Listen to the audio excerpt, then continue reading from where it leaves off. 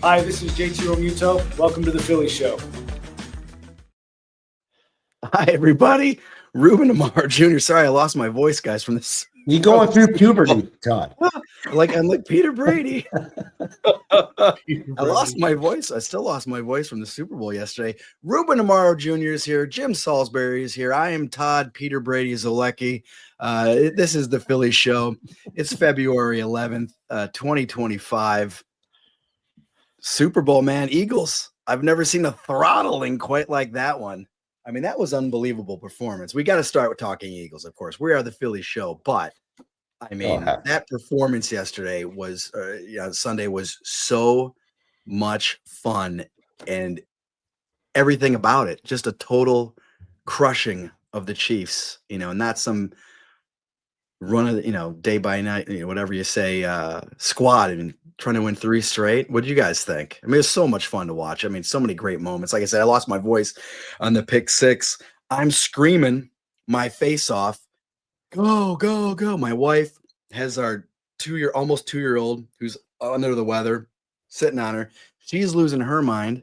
My 5-year-old Margot, she doesn't know what's going on, but she sees her parents losing their mind. She starts screaming at the top of her lungs. It was so much fun. It was so much fun. It was Titletown, USA, Todd. That's what they call it. You might be right. It's switching now. Such a young team, and they have such a, with all this experience now, and they know how to win, and they're so talented. You could see this, some exciting winters coming up. I have to admit, I was a little worried because I just sensed the town was so confident. And I was like, okay, you still got to play this game. They are a very good team. They've won 2 in a row. They have great talent. We know all about that great talent. But the Eagles totally neutralized the great talent in red uniforms, from Andy Reid to the quarterback to the big tight end, neutralized them all. And I thought Vic Fangio should have been the MVP.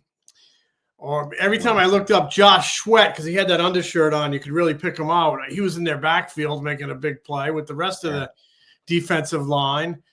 And hats off to whoever identified that Cooper DeJean in the second round. What a pick. What a ball player. What an athlete. What a motor that kid has.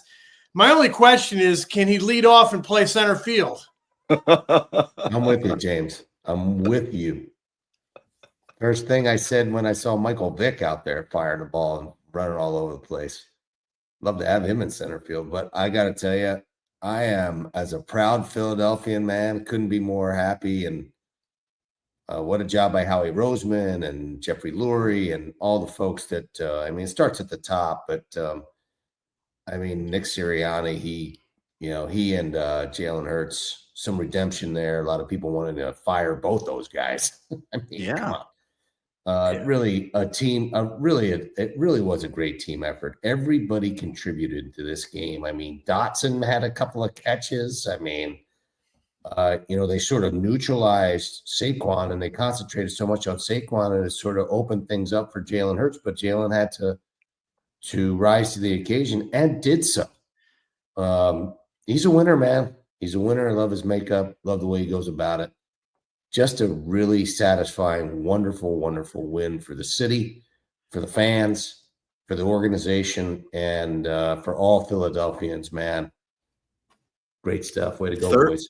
Thoroughly satisfying because of just what the Chiefs were and what they were trying to accomplish. And then you think back, somebody pointed this out this morning, but they destroyed the Commanders in the NFC Championship game. So just 2 of the greatest football games you'll ever see from the Eagles, maybe in their history, back to back at the biggest times ever. It was 95 points they scored in those 2 games. 95 That's points. Incredible. I told somebody before the game that I thought there's going to be a 4 in front of our number as far as their score, and there was. But I will tell you this: they might be the best professional team ever in the history of Philadelphia sports. Great. They might be that good and that deep. And you start combine all the things with the coaching and the whole piece of it. That was about as dominating a win as you possibly have. They totally dismantled maybe one of the best quarterbacks in the history of the game, Yes. and one of the best coaches. Pretty awesome. A lot of respect and admiration for Nick Sirianni. I mean, a year ago at this time, he was under a microscope. They had a big fold down the stretch. He was, you know, in the crosshairs, not only in the public eye, but from the people he works for. You know, they were basically digging in to see if he was the right guy. And he emerges from this and he reshuffles his coaching staff, and they put different guys around him, coordinators. And he didn't take it personal. And he just, I think he's a really good connector of people. He rose up after a year ago. He's in a tough situation, and a year later, he's on top of the sporting world. So I just see him as a really good person. I don't know the guy, but he seems like a hell of a good guy. Yeah, and I will tell you that Howie Roseman told me when Howie Roseman hired him, he said, "Ruben, he's a great coach, but he's a better person." He said that a long time ago, like 3 or 4 years ago, when they first hired him, and it seems like he is. The other thing, I got to give some love to Jeffrey Lurie for sort of parking Howie Roseman to the side and bringing him back. Mm-hmm. He's now, won him 2 Super Bowls and got a chance to really create a dynasty and a legacy there. That's pretty special. And Howie Roseman making the adjustments and making the changes that he had to make to be the executive that he is, pretty extraordinary. Yeah, a lot of great stories of redemption, no doubt. Great lessons that you can always get better. You can always improve yourself. You can always rebound from tough times, from adversity. You can always take on that obstacle and run it over and be king of the hill again. So, really a lot of great lessons in that team in green uniforms, and very entertaining season. So hats off to them. Yeah, I think that's a great segue for the Phillies. Yes, it will. And we're going to get into that right after these messages. Hey, Valentine's Day is coming up, and we have the recommendation for you to check out right now. Don't wait. It's 1-800-Flowers.com. This year, we're partnering with 1-800-Flowers to make sure you're a Valentine's legend with an exclusive offer for the FT fam. It's double the roses for free. When you buy 1 dozen, they're going to double your bouquet to 2 dozen roses. It's the perfect way to wow her without breaking the bank. 1-800-Flowers always delivers. Let them dominate this holiday. It's what they do best. Think about everyone in your fam that deserves some love on Valentine's Day. I sent a bouquet to my daughter at college, and it lit up her day. I also added an awesome vase to the order for her, so she's got it all. All roses from 1-800-Flowers are picked at their peak, cared for every step of the way, and shipped fresh to ensure lasting beauty. Don't wait. Think ahead this year. Make it easy and get that deal right now. When you order 1 dozen, they'll double the rose bouquet for free. That's the FT deals that we're always looking out for. Go to 1-800-Flowers.com/FT. That's 1-800-Flowers.com/FT. You guys are so right, talking about redemption stories. I remember every time you turned on the radio or read something online about Nick Sirianni and Jalen Hurts last year, can Jalen Hurts win the big game? Is he an elite quarterback? Is he middle of the road?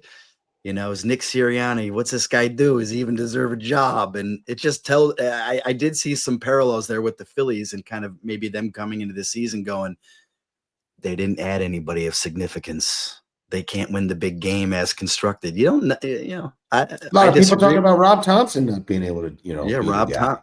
Exactly right. I disagree with. Do they have the talent? Do they have what it takes to win a World Series? I think they do. But camp opens up on Wednesday. Phillies pitchers and catchers have their first official workout in Clearwater on Wednesday. Jim and I are flying down to Clearwater. We're going to be reporting. Ruben's going to be down there throughout the spring broadcasting. We are really excited to get down there. Ruben, I want to ask, oh my gosh, my voice keeps cracking, guys. It's okay. I like Mr. Brady, Master Brady. That's right, Master. Ruben, when you think about this spring, is there a thing or two that you look toward or are looking forward to seeing or most interested in seeing as camp opens on Wednesday? What would that be for you? So I got a couple of things. One is I want to see what Bryson Stott's bringing to the table. I want to see, he's a really important piece to me. he's playing in the middle of the field. I'm not worried about his defense. I just want to see like where he is mentally. I want to see where Alec Bohm is mentally. Does he walk into that clubhouse and go, okay, man, I'm here. I'm going to do my thing. I'm ready to go and, put all the BS behind me and go play. And then finally, Luzardo. I'm intrigued by him. I think he's going to be a great piece. Those three things right now are sort of top of mind for me. And I'm just really curious about Bohm, Stott, and Luzardo and how they're going to transform or help this team, hopefully, and move this team forward. Yeah. Go, Jim. What do you got, Jim? Good stuff. Great stuff. I wrote down three things, but there's a dozen things I want to watch and look at. But I want to see how Alec Bohm walks in, number one. I hope he's got a good, healthy chip on his shoulder and a smile on his face. And I hope he comes in feeling like, he's on top of the world. I hope he walks in feeling like he's going to have the best year of his career, the best 2 years of his career, coming off back-to-back 97 RBI seasons.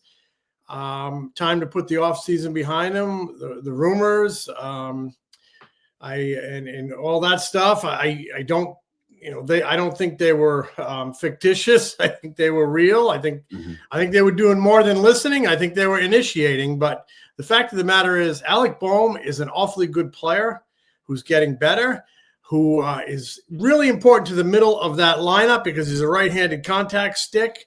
And they need a big year from him, and he needs a big year from him for himself. So I want to see, just how he comes in. Hopefully he's in a great attitude. Like I said, I'm looking forward to having the best 2 seasons of his career before free agency. And number 2, I would, I'm interested to see what Ranger looks like, what type of shape he's in physically and mentally, if he's ready to kind of bite the head off a nail and go out there and really prove something in his walk year, because that'll be win-win. That'll be win-win for the Phillies and for Ranger Suárez. And I do think you can read a little bit into a guy's mindset and body language early in camp. He needs to be on a mission. And the third thing I'm kind of interested to see, maybe more like when the games start and maybe even speaking with him early on, does Trea Turner have that willingness to kind of use the whole field a little bit, which I think the Phillies, their hitting crew, hitting coaches and whatnot, Rob Thompson, Dave Dombrowski, they all believe that staying on the ball longer, using the rest of the field will cut down on some of his maybe swing and miss and some of his chase. And if he can do that, we know what type of electric player he is. I mean, if he can do that, he can compete for batting title. If he can get some more selectivity, I mean, I think he won a batting title before. He's a guy who you can get beginning to end consistency from offensively, and a guy they need that from. And maybe he's going to hit leadoff, but an important guy. And so, can he kind of use that whole field and not get so pull happy? He'll be more of a weapon offensively if he does.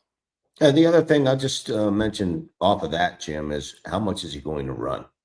Is he going to hit in front of Harper? Does Harper not want him to run in front of him? Are they going to cut him loose? Are they going to utilize that piece of his game more so than they did last year? I think it's really important for him to do so because that's a real weapon in his game. And I like to see him closer to 40 bags than 30 and maybe closer to 50 bags because he could do it. Sure. And I know I'll see it. It'll be interesting to see how he rebounds from having that injury to his hamstring, whether that really affects him long term, or if he can, run a couple of 40 or 50 stolen base seasons back to back before he starts to decline. What do you got, Todd? Well, a couple things I want to kind of follow up a couple things that you guys said. I will be interested really that whatever day Alec Bohm speaks to the media, Jim, how he handles that, I guess. Does he come in, crack a joke? Does he smile? Does he hey, you guys surprised to see me? Does he come in and oh, you guys want to talk to me and have a bad attitude? I don't expect Alec to do that. I think he's dealt with some serious adversity with the Phillies before. But I am curious to see how he handles it. It could be a real tone setter, guy could be hitting third this year. So, you know, you kind of want him to come in with the right frame of mind, but you're right. He should come in going, I'm going to have 2 monster years for the Phillies, and then let the cards fall where they may down the road. And then, yeah, seeing Trea run a little bit more is going to be interesting. Will he do that? I know he has said to me and others, you know, the past year, I just don't run as much because, you know, I got Bryce hitting right behind me. So I don't run as much. Maybe there's a way around that where you can kind of force the issue a little bit more. So, but yeah, Alec Bohm is definitely interesting. I kind of wrote about some of this the other day in my newsletter, the Phillies Beat newsletter that I do for MLB.com. And Jim, Ranger was at the top of my list because, you know, we've heard, you know, JT talk about him. We had Caleb on last month and Rob Thompson on recently, all talk about Ranger and how, man, if he's healthy and ready to go, he's one of the best control guys in the game. He was arguably the best pitcher in baseball the first 2.5, 3 months of the season. So, man, if he comes into camp in great shape with that eye of the tiger and he has a big year, whoo, baby, that rotation looks really, really good. So I'm curious to see kind of what he looks like coming into camp. And then, Ruben, you mentioned Jesus Luzardo coming off an injury. I'm curious to see what he looks like. But I'm also curious to see what Max Kepler looks like. They're banking on him a lot. A guy who has not really been able to stay healthy in his career. I don't think he's had more than 490 plate appearances in the season since 2019. He's hit lefties sometimes, occasionally, but not great. But they say he's their everyday left fielder. So he's going to have to, I want to see what he looks like coming off that core surgery that he had in October in Philadelphia. And then, of course, Jordan Romano. He's been throwing. I think JT said he caught him, last month or whatever. And man, he's a huge piece because they didn't really sign anybody other than, after losing Hoffman and Estevez. So you got Joe Ross, but I'm talking back end piece. So curious to see what those three guys are like. And then big picture wise down the road, kind of curious to see Aiden Miller. I want to see Justin Crawford, how they handle camp. I'm going to see what Mick Abel does. I talked to him recently, and he's trying to simplify things on the mound and not being thinking so much about mechanics and maybe analytics and pitch shape and stuff, and just kind of focusing on just what am I doing to get guys out. I'm curious to see how he performs. And some of these young guys, Andrew Painter, of course, he's not going to pitch any games probably, but just maybe see what he looks like in bullpen sessions, get the opinions of Stubbs and Marchand and JT afterwards, kind of see what you got going from those guys. But there's so much stuff to look forward to, I think, this spring. And like we kind of said at the beginning, just because they've kind of taken a step back in the postseason these last 2 years, I don't think that this team is running it back and they're not going to compete. You talk to most people around baseball, they'll say Phillies are right there. The Dodgers are the favorites, but the Phillies are right there. I'm really bullish on this team, honestly. I mean, I know the fans. We went through this whole process in 8, 9, 10, 11 when we sort of backed off as far as advancing in playoffs. But this is still a really, really talented team, man, with good defense, good speed, good power, got a lot of things, and I think there's room for improvement, even offensively, especially. And I think it's going to be a really good season and a really interesting season for fans to enjoy. It is amazing how many people say to me, they didn't do anything, they're going the wrong way. And I still like their personnel a lot. I think they're going to play in October. I would bet right now they're going to play in October. And then it's about correcting the flaws that have knocked you out of the last 2 Octobers. And they have the ability to do that. So. Yeah, I mean, when we had JT on last week, and if you haven't listened to that episode, go back and listen to it because he was great. I thought he was great. He's always super insightful. But yeah, I think when he says he's excited about the team, really likes the team, I believe he believes that. I don't think he's just going I don't think it's lip service with JT. I think that this team really does believe that they play just a little bit better in the postseason. They can beat the Dodgers and they can go on and win the World Series. Speaking of JT. When you think back to that interview, what stood out to you guys? Was anything new that you learned or whatever that you kind of were interested in? Well, the cool thing about him is that the man doesn't want to sit down. I mean, the man wants to play. He's out, and I think he also I just get this feeling that he loves this team so much that he's cognizant of being a free agent after the year. I got to believe that he really wants to be here because I think he enjoys it here. I think he's got, he has a home in Clearwater, all that stuff. He's sort of shifted his life here, and I think he's really enjoyed his experience here. And I got to believe that he wants to stay. It'll be interesting to see how they attack that free agent, his pending free agency. Oh, I got to think he wants to be here. Mm-hmm. This is a destination Major League Baseball city. And even with Yamamoto and the other Japanese players going elsewhere, this is a place. Roy Halladay wanted to be here. Cliff Lee wanted to be here. There was a little bit of a lull, but Bryce Harper, JT Realmuto, Zach Wheeler, they all wanted to be here. It will continue to be a destination because they have a good ownership and they're going to win a lot of ball games. But, the ultimate is winning a World Series, and that's what everybody top to bottom wants. But I would think JT would love to end his career here, and I would bet Kyle Schwarber probably feels the same way. There's a guy that's also going to be a free agent at the end of the year. So they have some tough calls, but I would be willing to bet management would love to extend the relationship with both guys because both guys bring so much to the table. Yeah, and they don't have anybody step in for JT. Go ahead, Ruben. I don't want to sound like a homer here, but I think the players know how well they're treated here. I think news travels fast. People understand. From top to bottom, whether it's the PR people, the CR people, the family people, all the people that are involved with taking care of the players, they do everything they possibly can do to make the player feel comfortable here. Not only with the payroll, because the payroll is number 3 in all of baseball. It's astronomical. Yeah. They want to win, or number 2, whatever it is.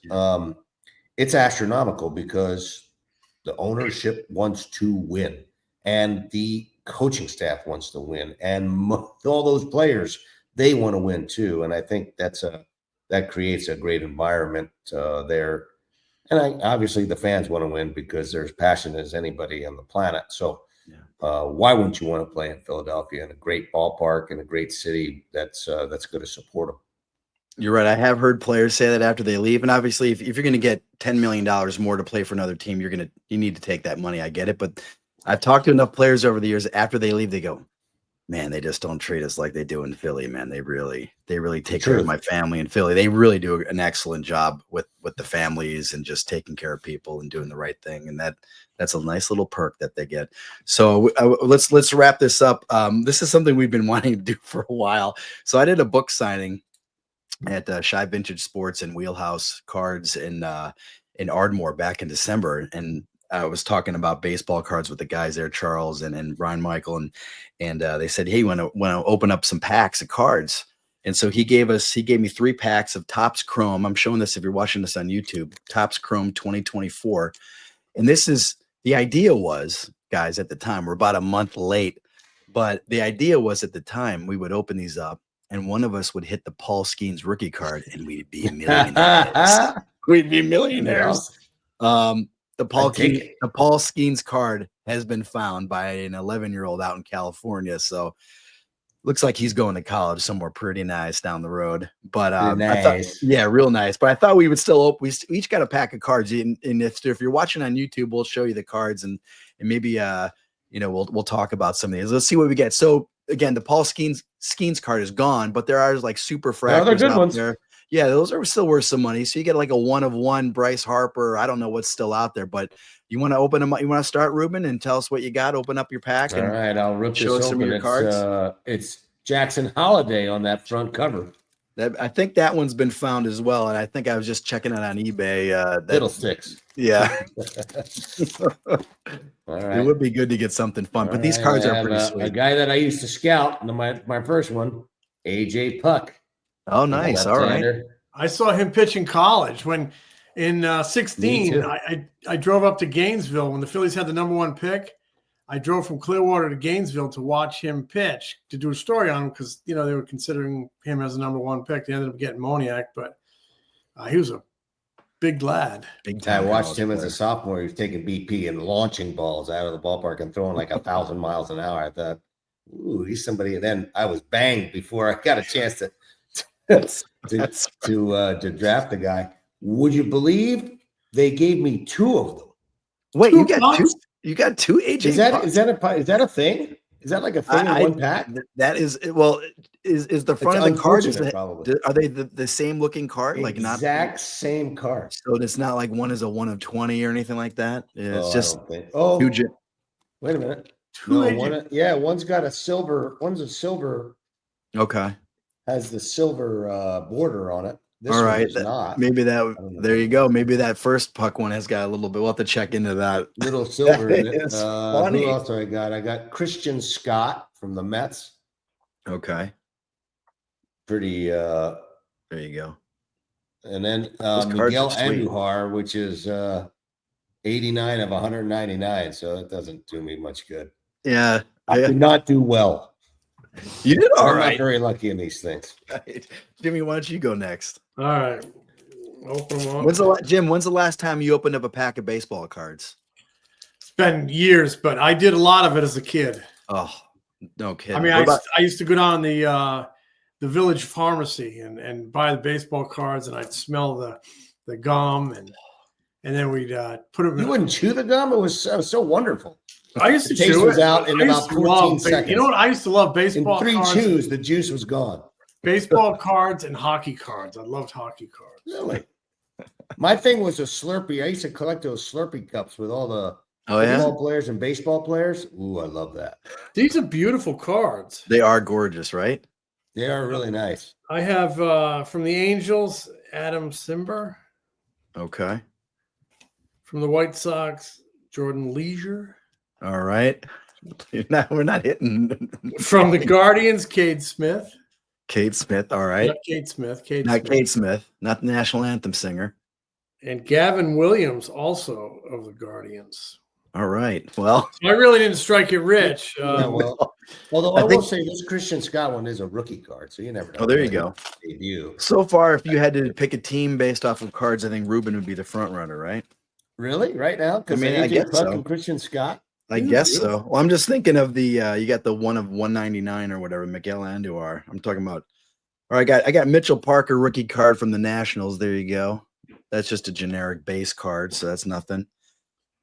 Brian Ramos from the White Sox. That's a rookie card, but that's just a base card, so nothing to get value there. Man, Austin Fenton from the Rays.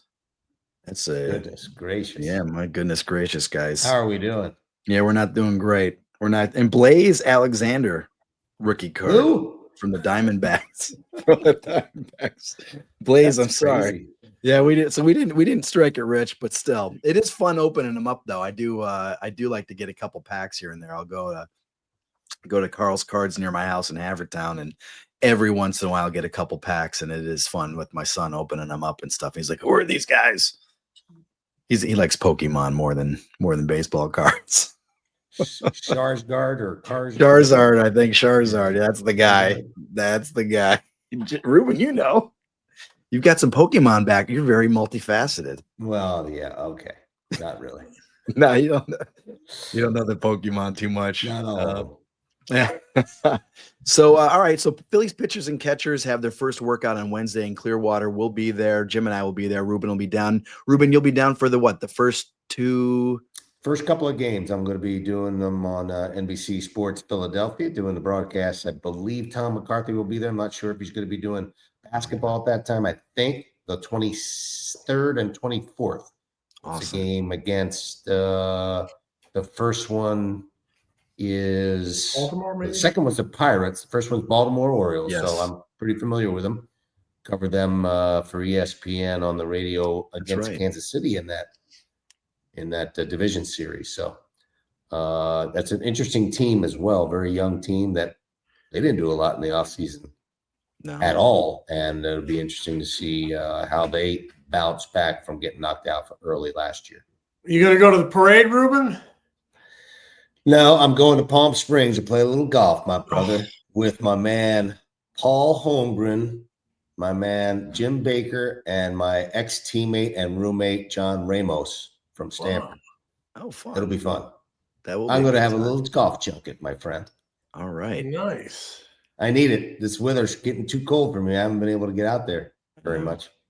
My wife's deciding on if she's going to take our 2 oldest to the parade on Friday. She's trying to figure out if she can handle an 8-year-old and a 5-year-old on the parade route with no bathroom. Got to stay on the environs. Yeah, if anybody has outside, any advice, baby. Yeah, if anybody has any advice on how she should handle that, please shoot it my way because I'd like to help her out if I could from afar while I'm in Clearwater. So, James, are you gonna go? I mean, you're a big Eagles fan, Jim. No, I went to one victory parade in my life, and I vowed it would be my last. Which one was that? That was the 1996 New York Yankees victory parade. It was in the Canyon of Heroes down by Wall Street. And, the Yankees hadn't won a World Series in 18 years. It was like 3 million people jammed into lower Manhattan. And they put all the writers in a rack truck. And we led the way. And we're coming up Broadway, I guess it is. And people are like, here come the Yankees, here come the Yankees. And some genius put a cardboard piece of white cardboard and wrote media on the cardboard and taped it to the truck so we would know what truck to get in. So we'd be coming up the Canyon of Heroes and people would be, they'd see the sign that said media and they'd start throwing crap at us and like that's what you deserve, Jim. That's what you deserve. And oh my God, they beat us up. There's Gita. There's Gita. It's like Jim Salisbury. So, and when the Phillies won in 2008, I volunteered to watch it. I watched it in the press box. I watched it and I met him back at the stadium. It was great. Okay. But that was it. Two of my daughters went to the Eagles victory parade when they won 7 years ago. Mm-hmm. And they had a rough experience. You remember when I told you, Todd, right? Can you tell this story? I think you could tell this story. No? Or no? Yeah, some guy jumped up on top of a bus shelter and urinated, and they both caught some shrapnel, if you know what I mean. Oh my goodness! I hope they don't listen to this podcast. Oh my God! It gives us something memorable to laugh about. Exactly right. You never know what you're going to get in those. Exactly right. Well, that was fun. We'll be back later this week. Again, Jim and I will be in Clearwater, and we'll be talking about the first couple days of camp have been like. So, guys, we'll smell you. Let's play some baseball. That's right. It's time. It's time for some balls, Jim likes to say. You can smell the grass. You can smell the fresh new baseballs. And you know what? You can smell you guys later. I love it. Smell you. Bye. The Philly Show is brought to you by the Foul Territory Network. Subscribe to The Philly Show on YouTube and wherever you get your podcasts. If you like us, give us a review. Follow us on Instagram, TikTok, X, Facebook, and Threads. Find Ruben's analysis before, during, and after Phillies games on NBC Sports Philadelphia, on the Sports Radio 94 WIP Morning Show, and MLB Network. Find Jim at allphly.com. Find me at MLB.com, the Phillies Beat newsletter, and MLB Network.